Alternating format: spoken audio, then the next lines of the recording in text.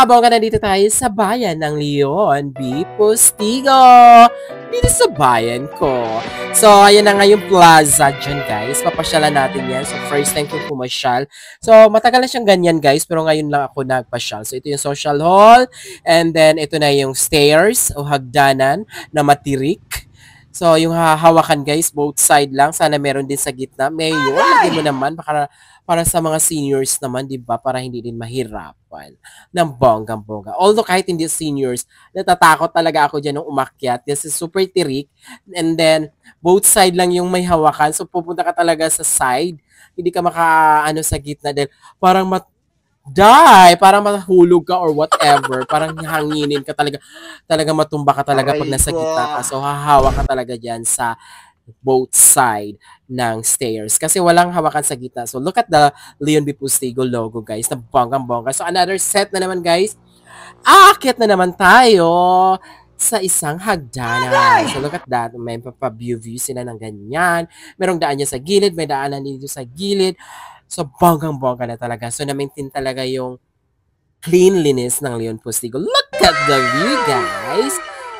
Very overlooking. Very overlooking. Overlooking talaga siya, guys, sa dagat. So, ito yung playground sa mga bata and sa mga matatandaan sa teenagers. Teenagers! So, ayun, may swing, may pa-swing naman ng legs. Marami yan dyan, guys, ng bongga-bongga. So, ito naman yung monument for the fishermen. Fishermen!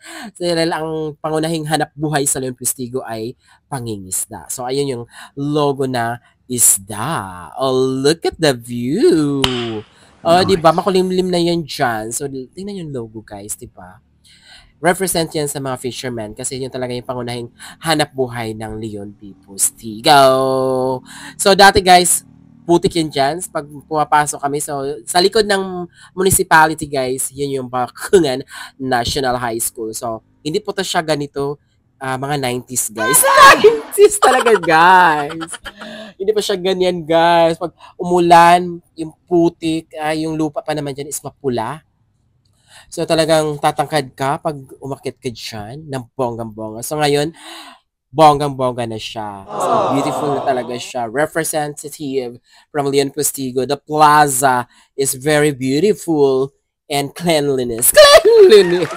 Ayan, yung mga bata nagsiswing ng bonggang-bongga. So, para lang yan sa playground, di ba? Ang lawak, ang laki.